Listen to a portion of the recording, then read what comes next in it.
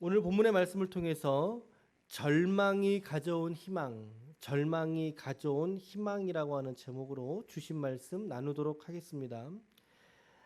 본 시편의 표제 142편 그 옆에 조그만 글씨로 가로쳐서 되어 있는 글씨 있죠? 그거를 표제라고 그래요. 이 시편의 배경이 뭔가 이제 그거를 밝혀주는 게 표제거든요. 거기 어떻게 돼 있어요? 다윗이 마스길 곧 기도라고 되어 있네요. 마스길 곧 기도. 마스길이라고 해놓고 각주 달아놨나요 혹시? 3번 해갖고 밑에 교훈 이렇게 되어 있죠.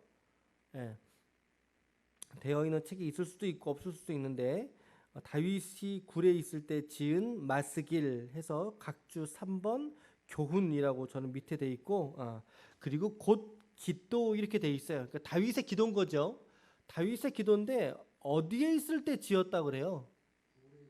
굴에 있을 때 지었다라고 되어 있어요. 시편 57편 한번 펴보실까요? 시편 57편 펴보세요.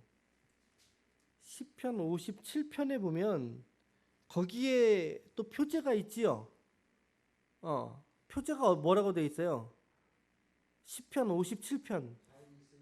믹담시 인도자를 따라 알다스옙에 맞춘 노래 그러면서 다윗이 사울을 피하여 굴에 있던 때에 굴에 있던 때에 다시 이제 본문으로 넘어올게요. 142편으로 넘어올게요. 다윗이 사울을 피해서 굴에 있을 때가 있었지요. 아마 성경을 읽으신 분들은 또 알고 계실 텐데 언제예요? 2번 정도 있었는데 첫 번째는 사울을 피해서 도망가고 있을 때 아둘람 굴에 있을 때죠. 아둘람 굴에 사무엘상 20장부터 22장 사이에 있는 아둘람 굴에 있을 때였거나 혹은 사울이 이제 사울의 옷자락을 살짝 베갖고 나오거든요. 예, 황무지의 굴, 엔게디 황무지의 굴 사무엘상 24장에 나오는 이야기인데요. 요 2번이 이제 굴에 있을 때의 스토리가 이제 다윗의 인생 속에 있거든요. 근데 오늘 말씀을 이렇게 보니까 말씀을 142편을 이렇게 보니까 시의 내용의 전개상으로 보자면 아무래도 사울의 옷자락을 자를 때의 굴의 모습보다는 사울의 죽임을 피해서 도망가고 있을 때에 즉 엔게디가 아니죠. 아둘람 굴로 피신해 있을 때에 지었던 시편이지 않을까라는 생각이 들어요. 그때 정황하고 조금 더 맞는 것 같아요. 시편 57편은 방금 봤던 1절부터 6절까지는 탄식시로 구성이 되어 있고 그리고 후반부 7절부터 11절은 찬양시로 구성이 되어 있어요. 57편은 그러니까 성도들의 삶에는 사실은 찬양도 있지만 더불어 뭐도 있다는 거예요? 탄식도 있다는 거죠.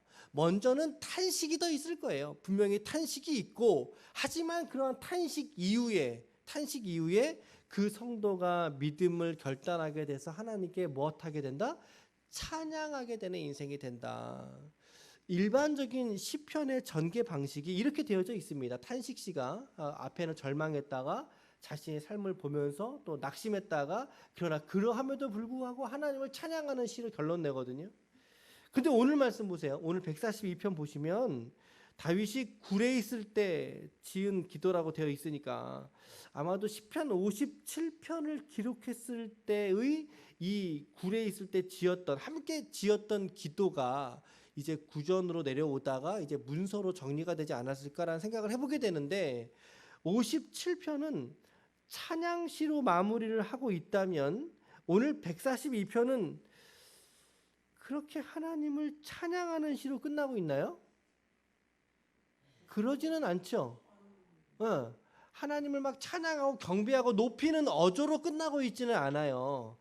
조금 더 솔직하게 다윗의 어떤 절망과 그 절박함 그리고 그 끝내 이 절망의 끝에서 자기를 살게 하시고 그를 붙들어 주시는 분이 하나님이시다 라고 하는 것에 대한 경건한 신뢰가 이 시편 속에 드러나고 있다는 거죠.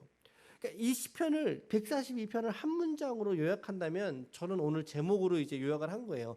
절망이 가져다 준 희망을 바라보면서 다윗은 노래하고 있다. 자기의 삶을 이렇게 관조하면서 보고 있다.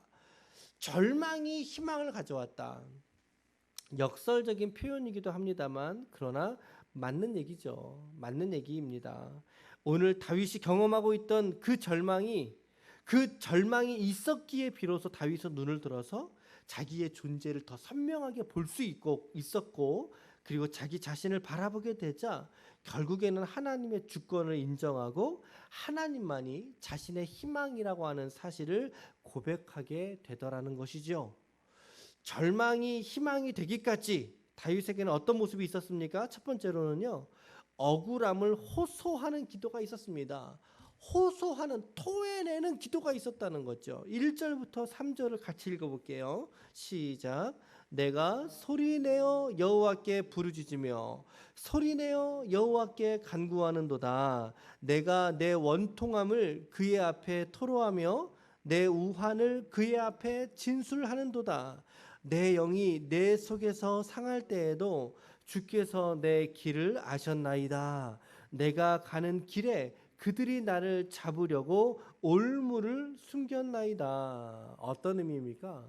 다윗이 하나님 앞에 자신의 억울함이 크다는 거예요. 하나님, 나 너무 억울합니다. 이 억울함으로 인해서 하나님께 간절히 부르짖고 기도하고 있지 않습니까? 말씀 1절에 중복되는 단어가 뭐예요? 소리내어, 소리내어, 소리내어, 소리내어. 내 원통함을, 그리고 내 우환이 뭐죠? 염려와 근심을 하나님께 있는 그대로 정직한 마음으로 중심으로 모두 다 쏟아넣더라는 거죠. 한나가 하나님의 전 앞에 엎드려서 자기의 어떤 삶을 하나님께 토로하듯이, 마치 술 취한 여자가 하나님께 나와서 웅얼웅얼하듯이 그 마음과 중심을 가지고 눈물을 뚝뚝 흘리면서 하나님께 기도하는, 호소하는 그러한 다윗의 모습을 우리가 볼 수 있다라는 거죠. 절망이 희망이 되기까지 우리도 때로는 이런 시간을 지날 때가 있다는 것입니다. 여러분과 저도, 우리 교회도 마찬가지죠. 절망이 희망이 되기까지 우리가 희망을 발견하고 그 소망을 발견하기까지 때로는 하나님께서 오늘 여러분과 저의 기도 소리를 끊이지 않고 끝까지 하나님 앞에 엎드려서 기도하기까지 하나님의 때로는 내어 모실 때가 있고 그렇게 이끄실 때가 있다라고 하는 것이죠, 여러분. 이것이 짧다면 수일처럼 지날 수도 있고 또 길다면 수개월 혹은 수년에 이르기까지 하나님이 우리의 마음에 이 사로잡힌 원통함과 우환을 하나님 앞에 다 쏟아놓게 하시고 다 드러내게 하신다라는 거죠. 이것이 바로 절망에서 소망을 발견하기까지 첫 번째 단계였습니다. 오늘 다윗에게는 두 번째 단계는 어떤 게 있습니까? 두 번째, 절망이 희망이 되기까지 다윗은 매우 또렷한 자기의 존재감을 깨닫게 되었다는 것입니다. 자기 존재감을 깨닫게 되더라 이 말이에요. 아, 내가 누구구나. 그동안 내가 잘나서, 내가 좀 나아서 좀 나이스하고 좋은 사람이라서 내가 이러한 삶을 살아왔노라고 자랑하고 드러내고 싶었을 거예요. 그런데 다윗을 보세요. 4절 보세요. 4절. 같이 읽을까요? 시작. 오른쪽을 살펴보소서. 나를 아는 이도 없고 나의 피난처도 없고 내 영혼을 돌보는 이도 없나이다. 무슨 말입니까? 이 고난과 절망의 시간을 통해서 다윗은 자신이 내가 누구인지 더욱 분명하고 또렷하게 깨닫게 되더라는 거죠. 깨달을 수 있었다라는 거죠. 자기가 누구였어요? 총망받는 후계자였어요, 여러분. 다윗은요, 총망받았어요. 뭐라 그랬어요? 전쟁에 승리하고 돌아올 때 사울은 천천히요. 다윗은 만만이다. 그렇죠? 여러분, 그 이야기를 사울이 귀에 들었어요. 그 얘기 듣고 좋아할 왕이 어디 있어요? 그렇죠? 총망받는 후계자였어요. 그 시대 속에 백성들의 지지를 받으면서 말이죠. 그들에게 강력한 인상을 주기에 다윗은 충분했고, 그렇죠? 전장에서의 승리의 경험들, 골리앗 골리앗이 자기 앞에 다가왔을 때 물맷돌 흔들며 다가가서 그 적장을 쓰러뜨리지 않습니까?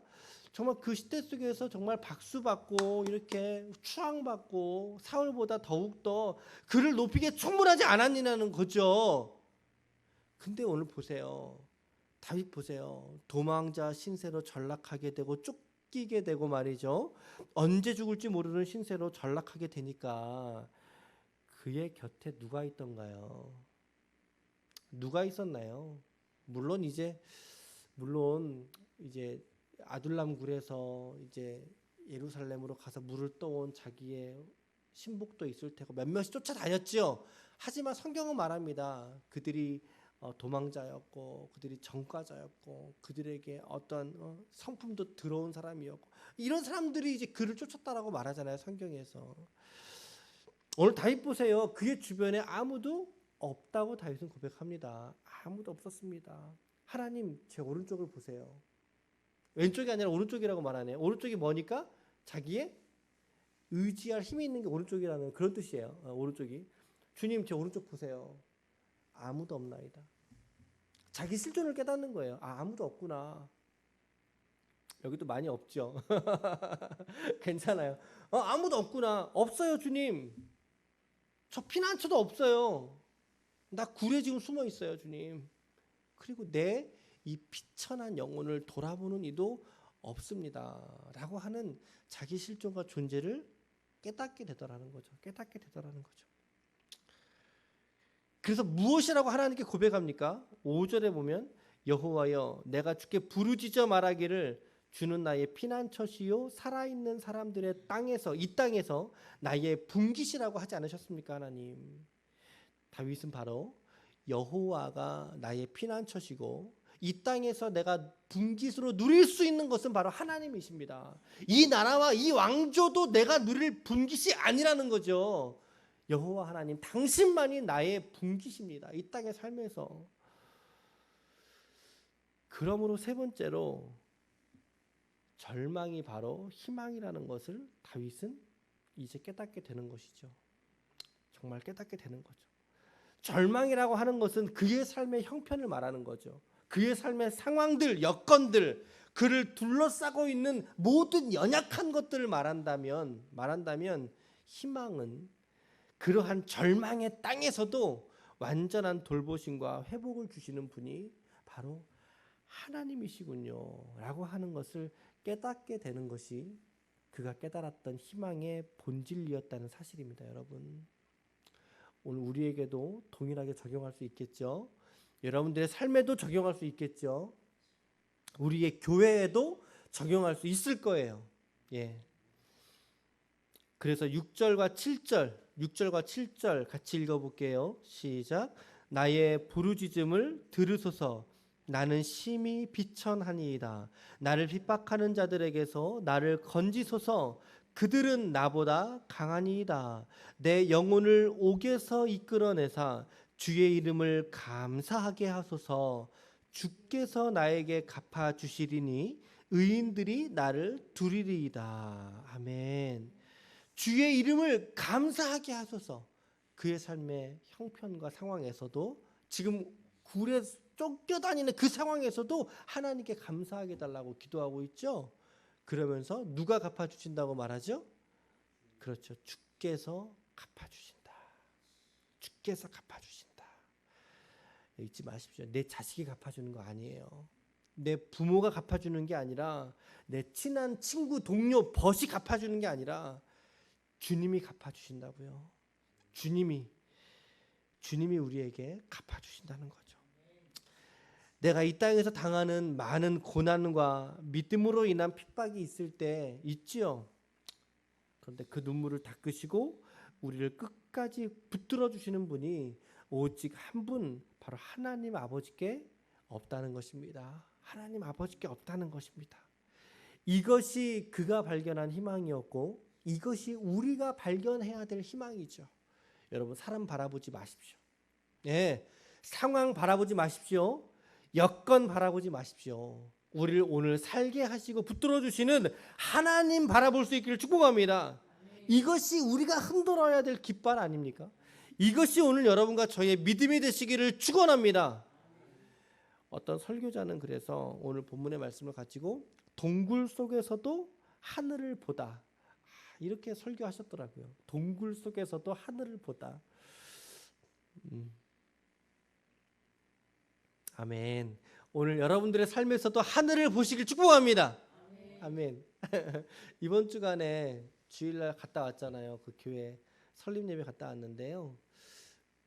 전교인이 나와서 이렇게 찬양 특송을 했어요. 근데 전교인이 한 30명 정도 돼요. 보니까 2명? 근데 교육자 내외가 좀 있더라고요. 그래서 이제 목사님 말씀으로는 우리 작년 성도 한 25명 됩니다. 그러셨거든요. 20여 명쯤 되는데 어떻게 또 이렇게 좋은 교제하는 분의 교회가 건축으로 이제 나가게 됐고, 이제 그 교회를 이제 들어가게 되신 거예요. 그래서 이제 본당 평수는 요거 한 2개 정도 될 것 같고요. 2개 정도. 그리고 이제 또 다른 부속실 포함해서 100평 정도 되는 교회로 들어갔다 이제 얘기하시더라고요. 우리가 뭐 여기 지금 40평 같이 예배드리고 있는데, 여러분 우리가 40평에서도 하늘을 바라볼 수 있기를 축복합니다. 여러분들의 생애가, 우리의 삶이 비록 좀 연약해 보이는 할지라도 그 속에서 주님 바라보고 성실하게 신앙생활 하시면 됩니다. 여러분들의 삶에서. 그렇죠? 그 교회가 3년 됐더라고요. 3년 된 교회였는데 보면서 참 신실하게 하나님이 일하고 계시는구나, 차근차근 잘 성장하고 있다, 이런 마음. 이 시대 속에 그 목사님 이제 맨 땅에서 개척했다 이런 표현 쓰셨거든요. 그분은 정말 이렇게 한 4년 정도 해외 유학 갔다 오시면서 아무도 없는 상황에서 가정에서 사모하고 단 둘이 개척을 시작하셨음에도 불구하고 3년여 시간이 흐르니까 하나님께서 은혜 주시니까 자라가잖아요. 그렇죠? 어린아이가 천천히 자라가듯이 그렇게 자라가잖아요. 우리는 어린아이들이 장성한 분량까지 자라가는 거 20년 자라가지 않습니까? 그렇죠? 우리 교회도 이렇게 자라갔으면 좋겠다, 이런 마음을 갖고 또 기도하고 돌아오게 되었습니다. 여러분 동굴에서도 하나님 바라보십시오. 여러분 삶에서도 하나님 바라보십시오. 오늘 시인은 다윗은 그의 삶에 굴에 숨어 들어가 도망 다니던 때 절체절명의 위기의 시간 속에서 하나님께 기도하게 되었고, 그리고 자기 존재가 더욱 선명하게 깨닫게 되었고, 그러므로 하나님이 자기 인생의 유일한 희망이라는 것을 발견하게 되었습니다. 그 희망 붙들고 그를 끝까지 살아가게 되었습니다. 오늘 다윗은 여러분과 저에게 말합니다. 절망하는 자리에서 희망을 찾으라고 말합니다. 그 희망이 여호와 하나님이라고 말합니다. 여러분들의 아버지시라고 오늘 성경은 우리에게 크게 말씀하고 있다는 사실이죠. 이 말씀 붙들고 오늘을 승리하시고 믿음으로 지켜낼 수 있는 하나님의 거룩한 권속들이 다 되시기를 예수님의 이름으로 간절히 축원합니다. 아멘.